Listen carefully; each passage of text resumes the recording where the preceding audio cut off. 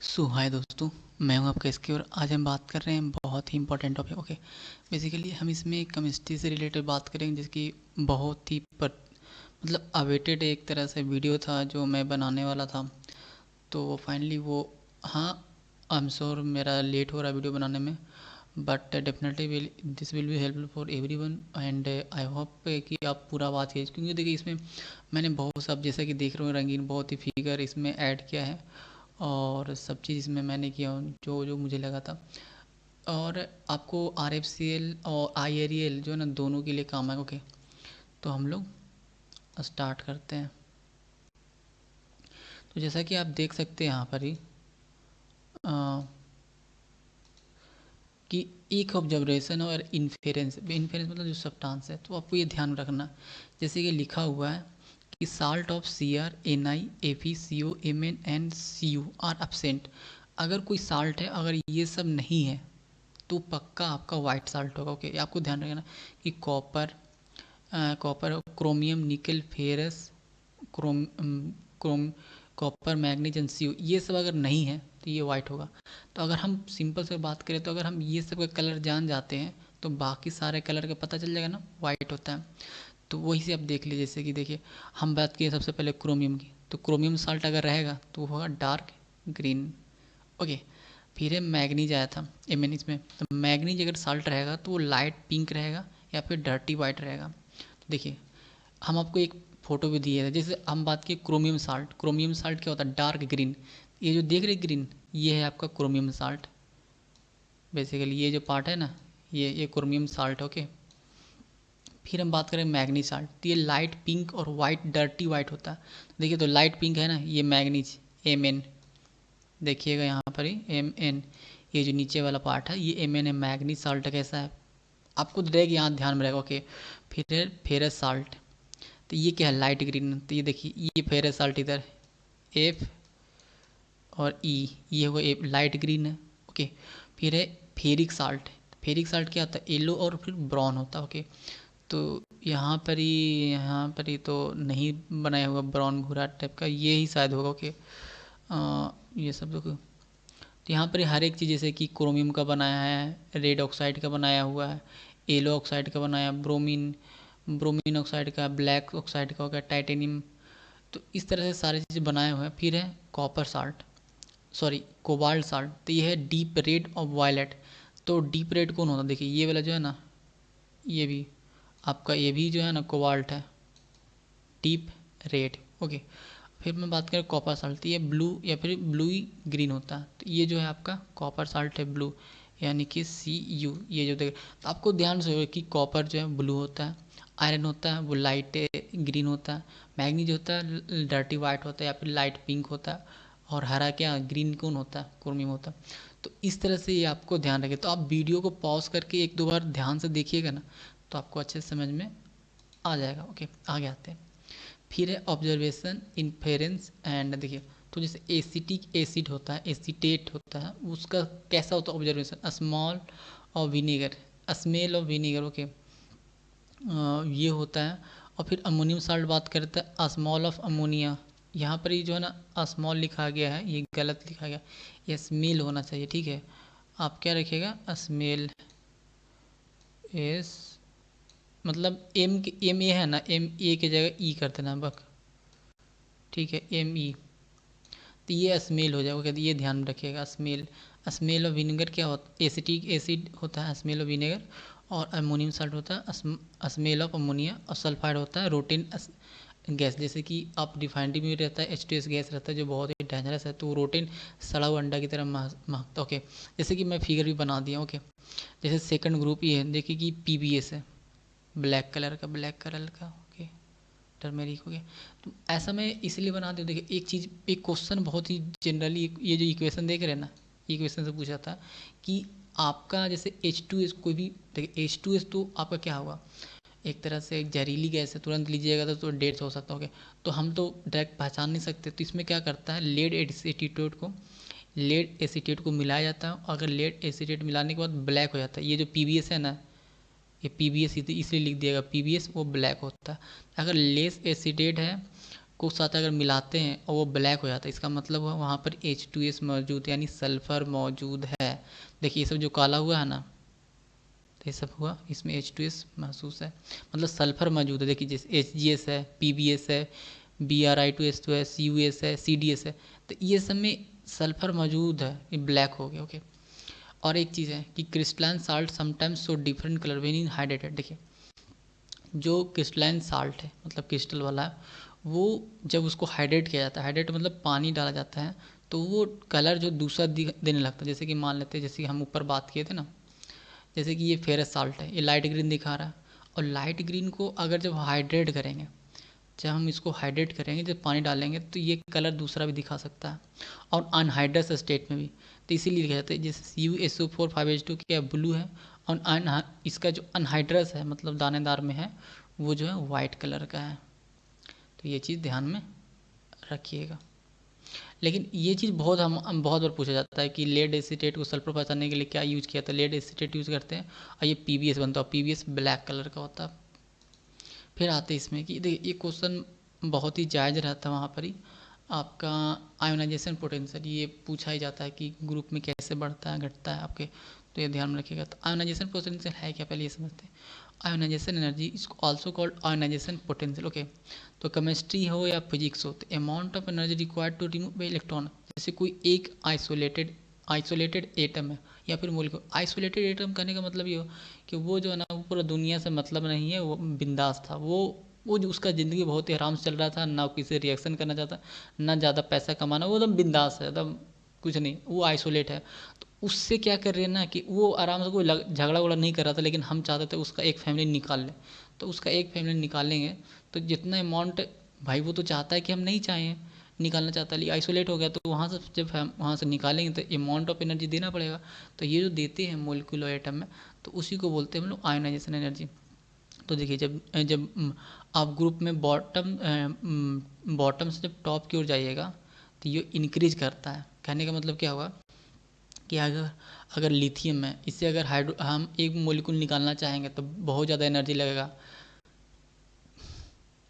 फिर night sodium है, इससे इसमें थोड़ा कम लगेगा, लेकिन लिथियम में सब ज़्यादा लगेगा। और ऐसे ही अगर हम लेफ़्ट टू राइट जाएंगे, ठीक है, इधर लेफ़्ट से मतलब लेफ़्ट से राइट जाएंगे, तो क्या हुआ, वो इंक्रीज करेगा। तो इस तरह से क्वेश्चन डायरेक्ट वो पूछते हैं यहाँ पर कि ऑर्गेनाइजेशन पोटेंशियल क्या है। जैसे कि एक मैंने यहाँ पर बना के दिखाया आपका। फर्स्ट ऑर्गेनाइजेशन एनर्जी, जैसे ए है कोई एटम है, वहाँ पर इसे I1 एनर्जी दिए, तो I1 एनर्जी दीजिएगा तो पॉजिटिव आएगा ना, तो ए प्लस होगा और एक इलेक्ट्रॉन बाहर। तो फिर सेकेंड ऑर्गेनाइजेशन होगा I2, A2 प्लस I, इस तरह से बनता होगा। तो एक जैसे एक एग्जांपल यहाँ पर ही बनाया, जैसे कि एक मॉलिक्यूल यहाँ पर है, ठीक है, unequal potential energy needed to remove electron from the iso. तो क्या हुआ यहाँ पर ही, ये एक मतलब एक एलिमेंट है, कोई चीज़ मान लेते हैं, तो उसमें हम सोलर रेडिएशन डालते हैं, तो क्या होता है, वहाँ से इलेक्ट्रॉन बाहर निकलता है। तो बाहर निकलता है तो सोलर एनर्जी तो हमें डालना पड़ा ना, उसमें एनर्जी तो डालना पड़ा ना। तो ये एनर्जी डालने के लिए जितना अमाउंट ऑफ एनर्जी लग रहा है, हो गया आपको आने से। तो बेसिकली आपको याद रखना है कि बॉटम से टॉप की वजह तो बढ़ता है, और लेफ्ट टू राइट जाता है तब बढ़ता है। ओके। अब आते हैं इलेक्ट्रॉन अफिनिटी। तो ये दो क्वेश्चन बहुत ही नॉर्मली पूछा था, इसका जस्ट अपोजिट है। इलेक्ट्रॉन अफिनिटी आयोनाइजेशन पोटेंशियल के जस्ट अपोजिट है। कैसे देखिए, तो energy change occur when electron is added to a neutral atom. जैसे कि एक न्यूट्रल एटम, आइसोलेटेड एटम था, बिंदास था, तो बोलता है कि नहीं हम दो फैमिली दो ये रहेंगे, लेकिन बोले नहीं तुम्हें एक तीसरा रखना ही पड़ेगा, रखना ही पड़ेगा। तो जब वहाँ पर ऐड करेंगे, तो वहाँ पर एनर्जी चेंज होगा, ठीक है। तो उसमें कितना चेंज हुआ, ठीक है, उसके अंदर, तो उसी को बोलते हैं हम लोग electron affinity, because it measure the attraction infinity atom add electron. तो most of the atom energy release. तो देखिए मोस्ट ऑफ द एटम ऐसा क्यों लिख रहा है, क्योंकि जब कोई क्या होता है कि सपोज दैट ऐसे कोई फैमिली था, और ये एलिमेंट की किस्म बता रहा है कि वो आइसोलेट था, ओके, न्यूट्रल था। जब उसमें हम एक एलिमेंट डालें, तो मोस्ट ऑफ द केस में क्या होता है, एनर्जी वहाँ से रिलीज होता है। लेकिन ऐसा नहीं, कुछ कुछ में ऐसा होगा कि जब देनेंगे तो हमको एनर्जी देना पड़ेगा। ओके। तो ये चीज़ है, तो मतलब जस्ट उल्टा है ना। आयनाइजेशन में क्या था, हमको वहाँ से एक एटम निकालना था, तो हमें एनर्जी देना पड़ रहा था। लेकिन इसमें हम एक एटम, सॉरी मैं कुछ उल्टा बोल रहा क्या, कि देखिए हाँ, हमें वहाँ से निकालना था बेसिकली, सही। उसमें आयनाइजेशन में कि हम वहाँ से एक एटम निकाल रहे थे तब एनर्जी देना पड़ रहा था, लेकिन इसमें क्या, हम एक एटम ही ऐड कर रहे हैं उसमें, तब एनर्जी कितना चेंज होगा, तो उसको बोलते हैं इलेक्ट्रॉन ऑफिनिटी। तो ये चीज़ भी वैसे देखिए नीचे से ऊपर घटता है और ऊपर से बढ़ रहा है और इधर से ये होगा। तो ये चीज़ का आप ध्यान में रखिएगा, ओके। और सेम जैसे कि एक इलेक्ट्रॉन है, क्लोरीन है, ठीक है, तो उसमें से हम एक इलेक्ट्रॉन ऐड कर रहे हैं, मतलब दे रहे हैं। तो कोई भी एटम जब लेता है तो क्या चार्ज होता है, वो नेगेटिव चार्ज होता है। तो देखिए यहाँ पर ही नेगेटिव चार्ज हो गया, ओके। तो इलेक्ट्रॉन अपॉर्चुनिटी एक एग्जांपल ये हो गया, ओके। तो ये चीज़ ध्यान में रखिएगा। इधर से बात करते कैसे बढ़ रहा है, तो ये चीज़ ध्यान में रखिएगा। फिर आगे आता है, देखिए एक चीज़ बहुत ही मतलब वहाँ पर समटाइम पूछा जाता है कि इलेक्ट्रोनेगेटिविटी सीरीज क्या है, रिएक्टिविटी सीरीज क्या है। जैसे कोई एग्जांपल दे दिया और पूछेगा कि इसमें कौन सा जो है वो सबसे ज़्यादा रिएक्टिव है, तो आपको ध्यान में रखना सबसे ज़्यादा रिएक्टिव जो है, मोस्ट रिएक्टिव जो मेटल है वो है पोटेशियम। यहाँ देख रहे हैं, ये पोटेशियम मुझे सबसे ज़्यादा रिएक्टिव है। उसके बाद सोडियम, कैल्शियम, मैग्नीशियम, ये फिर है लेड, हाइड्रोजन, और सबसे कम कौन है, गोल्ड। अब सोचिए सबसे कम गोल्ड क्यों है। देखिए अगर ज़्यादा गोल्ड रहेगा, रिएक्टिव रहता, तो हम लोग ज़्यादा दिन तक गोल्ड को रख नहीं पाते। ये बहुत ही न्यूट्रल है, एक बार गोल्ड बना देते बहुत ही न्यूट्रल रहता है, मतलब जल्दी ख़त्म नहीं होता, मतलब इसमें कोई रिएक्शन ही नहीं होता तो ख़त्म ही नहीं होता। ये चीज़ है। तो मोस्ट एक्टिविटीज़ की क्या, ऊपर से नीचे जा रहा है, ये सबसे लीस्ट रिएक्टिव है। ऐसा नहीं कि नहीं, AU3 बनाता है, मतलब कुछ कुछ एटम बनाता है, मतलब गोल्ड भी, लेकिन बहुत ही कम बनाता है, उसको एक्सट्रीम कंडीशन में। लेकिन पोटेशियम वोटेशियम है तो भाई ऐसे ही जल जाता है। तो ये चीज़ ध्यान में रखना है कि आपको पोटेशियम होगा, सोडियम होगा, कैल्शियम होगा, मैग्नीशियम, एल्युमिनियम, जिंक, फीरेस है, तो ऐसे कुछ करके काना गा कनका जिम ऐसे करके कुछ है यार, मतलब ध्यान में रखिएगा।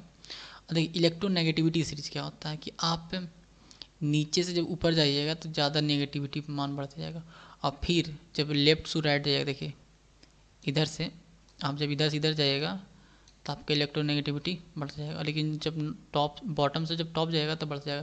क्योंकि इसका मतलब क्या हुआ कि जब हम टॉप से बॉटम की ओर जाते हैं तो इलेक्ट्रो पॉजिटिविटी बढ़ता है। ये चीज़ भी पूछा जा सकता है आपको उल्टा, तो ये चीज़ ध्यान में रखिएगा।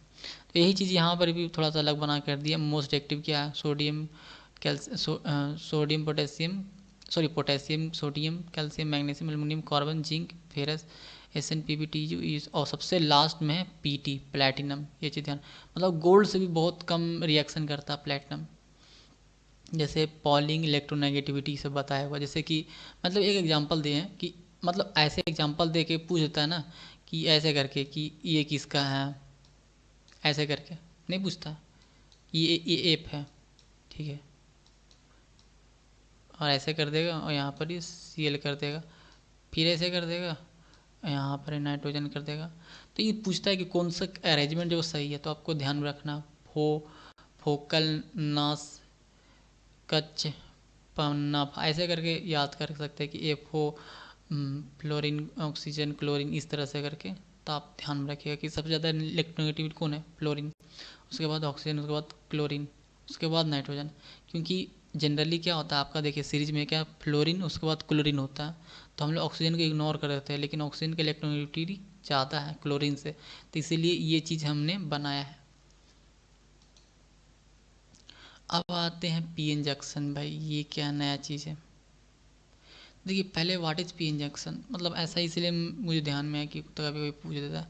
तो PN जंक्शन क्या है, एक टू टर्मिनल है जहाँ पर ही दो, मतलब सेमीकंडक्टर डिवाइस, जो दो इलेक्ट्रॉन होता है सेमीकंडक्टर डिवाइस को वो जुड़ता है,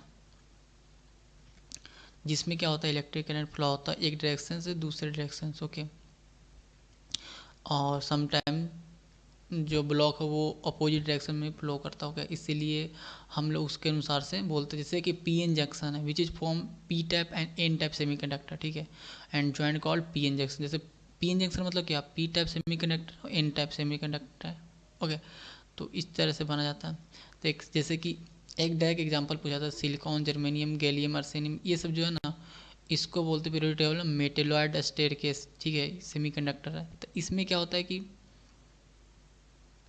जैसे gallium arsenide is the second most common semiconductor after silicon, silicon के बाद सबसे ज़्यादा ये सब यूज किया जाता। आप जो सोलर प्लेट देख रहे हैं ना, ये सब पी एन जंक्शन यही सब के कमाल है, सेमीकंडक्टर के काम है। तो ये सब बहुत ज़्यादा यूज किया जाता है, इसलिए पूछा जाता है कि it is use in laser diode, solar cell, microwave frequency integrated circuit and other application. Silicon is crucial component in the production of most electrical circuit. जैसे जो सेमीकंडक्टर पी साइड होता है मतलब positive side, and excess of hole, whereas N side negative side, and excess of electron. ये चीज़ ध्यान रखें, मतलब एन साइड मतलब ज़्यादा इलेक्ट्रॉन है, पी साइड मतलब पॉजिटिव मतलब इलेक्ट्रॉन कम है। तो is use for P injection in a semi conductor. जैसे कि डायोड एप्लीकेशन की अगर बात करें तो क्या क्या हो सकता है, रेक्टिफायर यूज किया जाता है, स्विचिंग डायोड है, जेनर डायोड है, वेटेक डायोड है, ठीक है। तो इस तरह से फोटो डायोड है, जैसे पी इंजेक्शन फोटो डायोड है, पी एन एनवेल्टिंग, सोलर सेल है, लाइट इमिटिंग डायोड है, लेजर, ये सब पी इंजेक्शन डायोड का बना होता है। ओके, तो ये सब चीज़ ध्यान में रखिएगा। अब जैसे एक पूछा जाता है कि सिलिकॉन जर्मेनियम में अगर टेम्परेचर बढ़ाएंगे तो क्या होगा, तो इसमें जो है ना इसका मतलब कंडक्टिविटी बढ़ जाता है। ओके, फिर हम आते हैं जैसे कि एक एग्जांपल है कि पी टैप है, एन टैप है, बीच में डिप्लेशन रीजन है, ये पोटेंशियल बैरियर। पोटेंशियल बैरियर मतलब पॉजिटिव नेगेटिव का बीच में एक बंद करने वाला। ये जो देखिए, ये जो आपको एक आपके सामने मैंने एक एग्जांपल पेश कर दिया यहाँ पर ही कि देखिए यही है पी एन जंक्शन डायोड। आप अगर आप घर में यूज करते होंगे तो ये सब ध्यान है कि ये पी एन जंक्शन डायोड है। तो ये बनाया गया फॉरवर्ड वाइज और ये है रिवर्स वाइज। तो फॉरवर्ड वाइज और रिवर्स वाइज में अंतर क्या है कि पहले पॉजिटिव रहेगा उसके बाद नेगेटिव रहेगा, डिसीज पहले नेगेटिव रहेगा फिर पॉजिटिव रहेगा। तो इस तरह से मतलब पी टैप एन टैप तो है, पी टैप एन टैप तो रहेगा, लेकिन यहाँ पर पहले पॉजिटिव वाला जोड़ेंगे इसके बाद नेगेटिव वाला जोड़ेंगे। सॉरी, इसमें पॉजिटिव वाला जोड़ेंगे मतलब फॉरवर्ड में पॉजिटिव नेगेटिव और रिवर्स वाइज में नेगेटिव पॉजिटिव। जैसे कि एक ये जो छोटा छोटा बल्ब जो देखे जाते हैं हम लोग जो टॉर्च उसमें या फिर पुराना, तो वो एक जो पतला लाइन है यही तो है आपका डायोड पी इंजेक्शन जो हम लोग यूज करते हैं, ठीक है। सेमीकंडक्टर डाई रहता है, रिएक्टिव है। चलिए अब आगे आते हैं।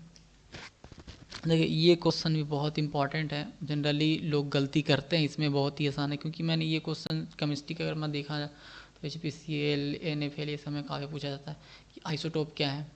तो आइसोटोप को पता होगा कि जब सेम नंबर एटॉमिक रहता है तो उसको बोलते हैं पर मास नंबर डिफरेंट रहता है। ओके, ये चीज़ जैसे कि हाइड्रोजन है 3 आइसोटोप है, जैसे प्लूटोनियम ड्यूटेरियम ट्राइटियम, जिसका एटॉमिक नंबर तो 1 है लेकिन मास नंबर 1 2 3 है। आइसोबार क्या है कि डिफरेंट एलिमेंट है लेकिन मास नंबर सेम मतलब एटॉमिक नंबर डिफरेंट है।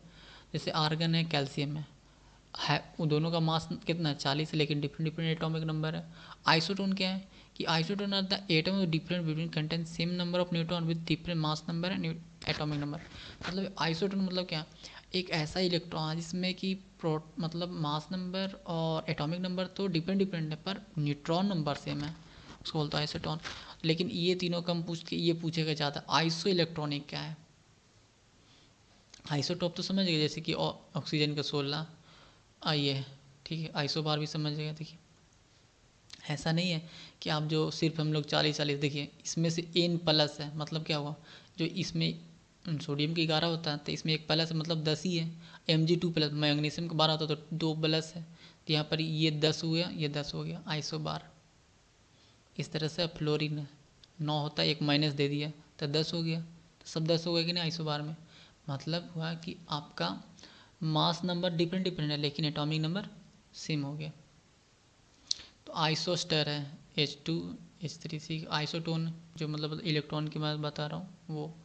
आइसो इलेक्ट्रॉनिक, आइसोटोन मतलब न्यूट्रॉन नंबर सेम और आइसो इलेक्ट्रॉनिक मतलब इलेक्ट्रॉन का नंबर सेम होना चाहिए। ओके, वही जैसे कि आप एन ए प्लस ले लिए तो एन ए में तो एन ए 11 का मतलब क्या हो 11 प्रोटॉन और 11 न्यूट्रॉन, ठीक है। एटॉमिक और एवर मतलब जितना प्रोटॉन होता है उतना ही इलेक्ट्रॉन होता है, तभी तो कोई भी एलिमेंट जो होता है वो विद्युतता उदासीन होता है, इलेक्ट्रोविटी न्यूट्रल होता है। क्यों, क्योंकि इलेक्ट्रॉन और प्रोटॉन की संख्या सेम रहती है इसी की वजह से। तो ऐसा ही आपको ढूंढना, जैसे कि मान लेते हैं कि इसमें होना चाहिए था 11 लेकिन प्लस है तो 10 हो गया, और ये 2 प्लस है मतलब ये भी 10 हो गया, और ये माइनस है तो इसमें कितना कितना इलेक्ट्रॉन हो गया सब में 10। तो एक तरह से ये आइसो इलेक्ट्रॉन ये जो देख रहे हैं ना ये आइसो इलेक्ट्रॉनिक का काम कर रहा है। ओके, बेसिकली ये जो मतलब एक मैचिंग का है, ये सामना सामनी आप देख रहे ना वो ऐसा नहीं है, ये आपको मैच करना पड़ेगा कि ये आइसो इलेक्ट्रॉनिक जैसे कि ये जगह बी में चला गया। ओके, आइसोटोन होगा जो कि सब में आपको देखना होगा कि जहाँ पर कहाँ पर ही है। तो देखिए हमको एक बताना था कि आइसो इलेक्ट्रॉनिक क्या मतलब इलेक्ट्रॉन नंबर सेम रहेगा, वो चीज़ आपको ध्यान रखना है। और फिर आइसोडाइफर, तो आइसोडाइफर क्या है, एक सेट ऑफ न्यूक्लाइड है जिसमें may have different number of proton and neutron but the but the same difference between number of proton neutron. जैसे कि कोई एलिमेंट है, ओके, उसमें प्रोटॉन न्यूट्रॉन तो डिफरेंट डिफरेंट है, लेकिन उसका डिफरेंस जब निकालेंगे प्रोटॉन और न्यूट्रॉन का वो सेम पाया जाता है, इसके लिए बोलते हो आइसो डाइफर। ओके, आई होप देखिए एक चीज़ क्वेश्चन है कि इस तरह से कभी कभी डायरेक्ट पूछता है कि भाई what is the quantum number and it types full explanation. तो देखिए क्वांटम नंबर तो जनरली 4 टाइप का होता है, जैसे कि प्रिंसिपल क्वांटम नंबर हो गया, आपका एंगुलर क्वांटम नंबर हो गया, मैग्नेटिक क्वांटम नंबर और स्पिन क्वांटम नंबर। तो एन से हो गया प्रिंसिपल, एंगुलर क्वांटम नंबर, जेल से होगा मैग्नेटिक क्वांटम एम एल और स्पिन का एम एस। तो इसका प्रिंसिपल क्वांटम नंबर स्टार्ट होता है 1 से और इसका स्टार्ट होता है 0, जैसे मतलब इसका 1 इसका 0 हो गया, n-1 जनरेट, ये n हो गया, जैसे कि ये n ले लिया, ये n-1 हो गया।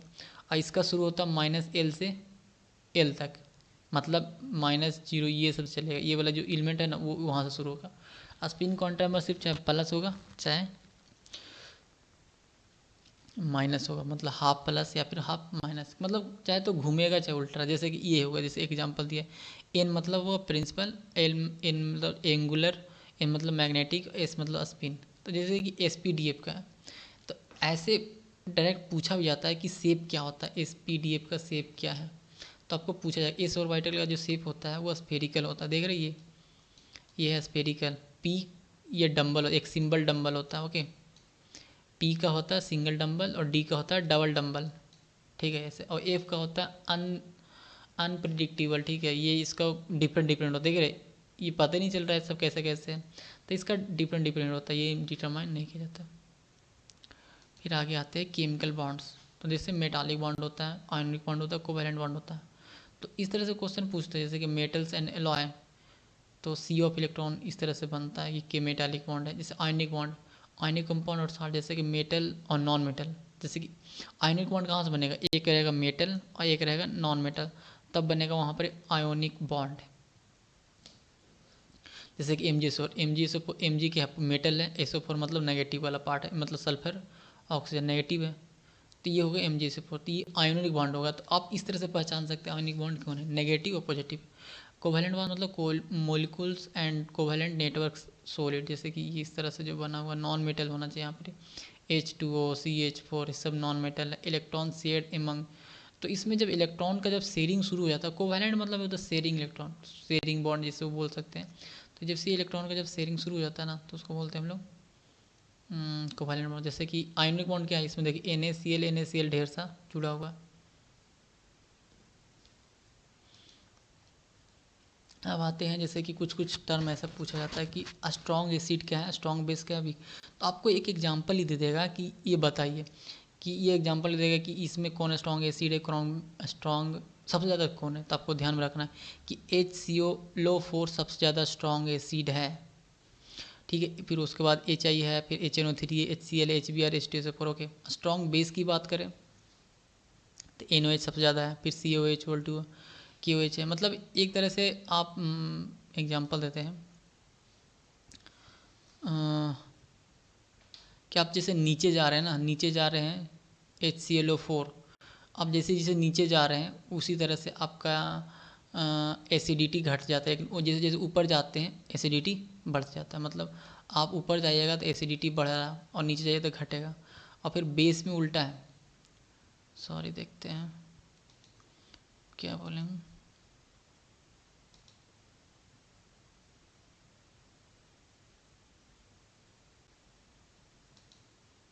हाँ ये तो हो गया है, और ये चीज़ आपको नहीं बताया ना, अच्छा थोड़ा सा देख लेते हैं।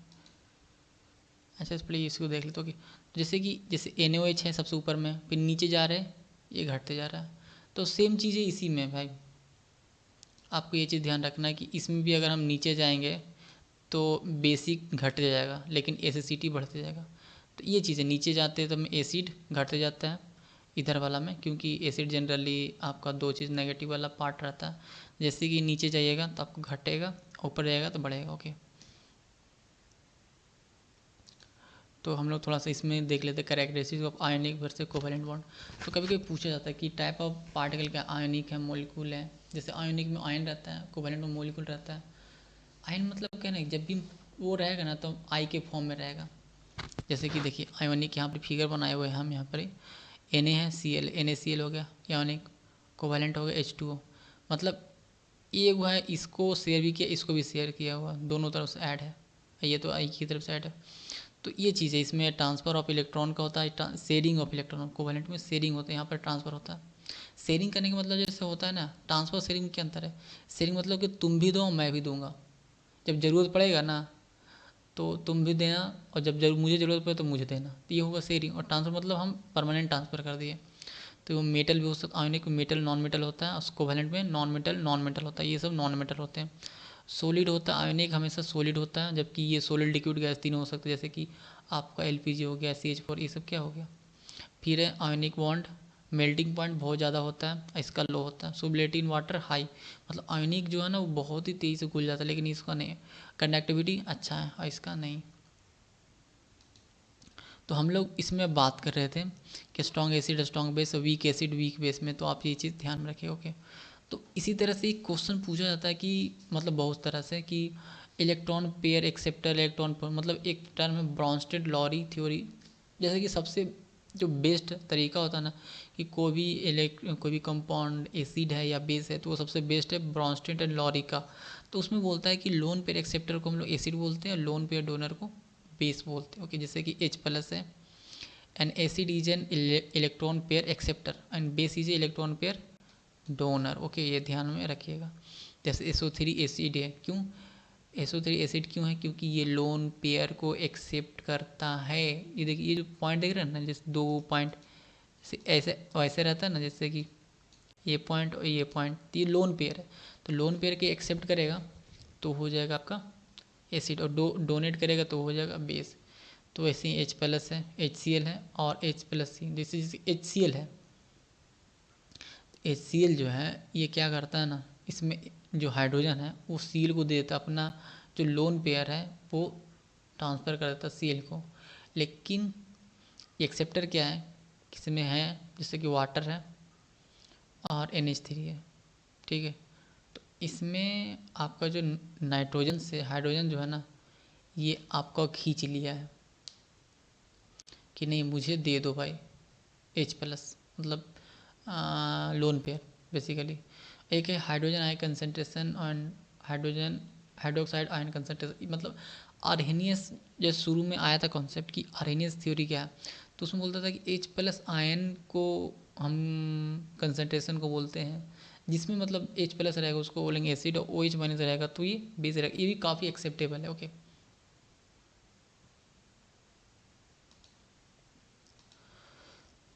थोड़ा सा पीएच स्केल के बारे में देख ले। जैसे कि आप ये चीज़ को थोड़ा स्क्रीनशॉट लेके आप खुद से पढ़िएगा तो काफ़ी अच्छा रहेगा, क्योंकि मुझे ये जो फिगर लगा तो काफ़ी अच्छा है। ये है एसिड, सबसे ज़्यादा एसिड क्या पीएच स्केल देख रहे हैं। पीएच स्केल में क्या है, इधर एसिड बढ़ता है और इधर बेसिसिटी बढ़ता है। तो ये है, तो अब सबसे ज़्यादा आप देख सकते हैं कि सबसे ज़्यादा बेसिक कौन है, वो है कैल्शियम सोल्यूशन ऑफ अल्कलीज, ये सब होता है। फिर ब्लीचिंग भी है, अमोनियम सोल्यूशन है, हेड सोल्यूशन है, मतलब हैंड सॉप जो होता है, ये सब बेसिक में आता है। बेकिंग सोडा सब बेसिक में आता है। ओके, एसिड में क्या है, गैस्ट्रिक एसिड हो गया, लेमन जूस हो गया, एप्पल जूस हो गया, ये सब एसिड है। तो ये सब ध्यान में रखिएगा। ओके, तो सेम चीज़ ये बनाया होगा। कैलकुलेशन वर्सेस रोस्टिंग, ये जो एक क्वेश्चन कभी कभी पूछा जाता है। जैसे दो फिगर में जो देख रहे हैं, ये दोनों पूछ रहा है कि what are the other words for the calculation. Calculation का अदर वर्ड क्या हो सकता है, जैसे कि बोलता है roast, burning, firing, roasting, baking, ignition, ये सब चीज़ें होते होगी। तो एक तरह से कॉमेडी काम करने के लिए कि एक है कैल्शियम एंड रोस्टिंग। तो देखिए यहाँ पर मैं बोलूँगा कैलकुलेशन रोस्टिंग में क्या होता है। हम याद किए थे कि देखिए हमें दो, एक कैलकुलेशन है एक रोस्टिंग है। जैसे कि मुझे याद करना था कि किस में ऑक्सीजन लगता है किस में नहीं लगता, तो मैं याद किया था RO, ओ मतलब ऑक्सीजन, मतलब ऑक्सीजन मतलब क्या हुआ कि यहाँ पर ज़रूरत पड़ता है, कैलकुलेशन में फिर नहीं ज़रूरत पड़ता है। क्योंकि मैं जैसे अगर हिंदी में बात करूँ तो इसको बोलते हैं भर्जन और इसको बोलते हैं जार्न, ओके, कैलकुलेशन और रोस्टिंग, या फिर हो सकता है मैं उल्टा ही बोल रहा हूँ क्योंकि बहुत ही पुराना हो गया मुझे हिंदी में पढ़े हुए। तो आप कैलकुलेशन और रोस्टिंग, रोस्टिंग मतलब it is the process of heating in the presence of air to oxidize the impurity. जैसे कोई ऑयल है, उसका एयर है, तो ऑक्सीजन के प्रेजेंस में अगर कोई इम्प्योरिटी ऑक्सीडाइज होता है तो उसको बोलते हैं रोस्टिंग। तो it is employed for sulphide, तो रोस्टिंग ज़्यादातर सल्फाइड ऑयल के लिए होता है। और roasting produce sulphur dioxide along with metal oxide. तो रोस्टिंग क्या करता है, रोस्टिंग करने से मेटल ऑक्साइड बनता है और सल्फर डाइऑक्साइड ही बनता है, ओके। फिर एक कैलकुलेशन, तो it is the process of heating in the absence of air, air के एब्सेंस में होगा, okay. It is employed for carbonate है, जो कार्बन जैसे MgCO3 CO3 या फिर इस तरह के जो होंगे ना ApCO3, जो कार्बोनेट आयर है उसके लिए यूज होगा। फिर एक calculation process produce carbon dioxide along with metal, मतलब दोनों सेम ही कर रहा है, मेटल ऑक्साइड ये भी कर रहा है, ये भी कर रहा है, अलॉन्ग विथ कार्बन डाइऑक्साइड ये कर रहा है, ये सल्फर डाइऑक्साइड कर रहा है। सल्फर पहचानने के लिए कैसे सबसे बेस्ट तरीका है, लेड एसीटेट। आते हैं अब यहाँ पर एक देखिए नाइलॉन के बारे में थोड़ा बहुत आप पढ़ के जाइएगा। और नाइलॉन 66 क्या है, नाइलॉन क्या है, तो नाइलॉन 66 इस टाइप ऑफ पॉलीमाइड। जैसे डायरेक्ट पूछा था कि नाइलॉन 66 क्या है, पॉलीएमाइड, आपको डायरेक्ट मारना, ऐसे क्वेश्चन पूछे जाते हैं। फिर ये nylon 6 other most common type of textile plastic industry में यूज किया जाता है। फिर नाइलॉन 66 जो है वो 2 मोनोमर से बना होता है, जिसमें कि 6 कार्बन एटम होते होंगे, जैसे hexa methyl diamine ADP acid. जैसे डायरेक्ट पूछा जा सकता है कि नायलॉन 66 किससे बना होता है, तो hexa Mithil diamine and adipic acid और नायलॉन 66 नेम, ओके। तो जैसे कुछ कुछ मैंने आपको यहाँ पर बताया कि नायलॉन 6 और नायलॉन 66 में क्या है। जैसे कि नंबर 6 इंडिकेट, जैसे मुझे याद है कि यार कोई एग्जाम में पूछा गया था कि नायलॉन 6 में 6 का मतलब क्या है, तो nylon 6 indicate, number 6 indicate the number of backbone of carbon in the repeat unit. और ये क्या है, तो the 2 6 indicate the number of backbone of carbon in the amine and acid residue. तो ये जो जो चैन है कार्बन के साथ कितना बना हुआ है उसको रिपीट करता है, ओके। फिर है सोर्स, जैसे कि पोली, इसको बोलते हैं ये कैप्रोलेक्टम जिसको बोला जाता है। ये बनता कैसे है, तो वो कैप्रोलेप्टम से बनता है, ओके। तो एमिनो हेक्सेमिन बोला जाता है। ये मतलब इसका नायलॉन 6 का मैन्युफैक्चरिंग कैप्रोलेप्टम से होता है, और नायलॉन 6 का हेक्सा मिथाइल डायमीन और एडीपिक एसिड, ओके। अगर स्ट्रक्चर की बात करें तो पोली पेंटा मिथाइल कार्बोक्सीमाइल, ये सब मत ध्यान रखिए वो सब, ठीक है। जैसे ये जो फिगर देख रहे हैं प्लास्टिक वाला आप, यही है आपका नायलॉन 66, ठीक है। आपको ये जो जो देख रहे हैं नायलॉन 66 है। और एक क्वेश्चन ये है आपका कि एक मतलब देखिए यहाँ पर और भी मैं थोड़ा बनाना भूल गया हूँ। आप थोड़ा बहुत जो नेचुरल रबर होते हैं, पॉलीमर होते हैं, ठीक है, प्लास्टिक के होते हैं, ये सब चीज़ें, फिर आर्टिफिशियल शुगर होता है, फॉर्मल्डिहाइड, ये सब चीज़ें आप थोड़ा सा देख के जाइएगा, ठीक है, कि मैं ऐड नहीं कर पाया, ओके। तो बेसिकली ये एक तरह से आपका बनाने का तरीका है सल्फ्यूरिक एसिड। तो इसमें से पूछा जाता है सल्फ्यूरिक एसिड में कि इसमें मतलब आपका कौन सा किट ले सकते हो, वो है V2O5, ठीक है। तो आप इसके बारे में डिस्कस नहीं करेंगे, मैं बाद में बात करेंगे, okay. So thank you for watching video and stay tune with us. So फिर हम लोग मिलते हैं नेक्स्ट वीडियो में। सो आई होप अगर आपको रियली अच्छा लगा हो तो NFL के लिए तो ये फर्स्ट वीडियो है, मैं कोशिश करूँगा कि RCFL के लिए एक और वीडियो आए। सो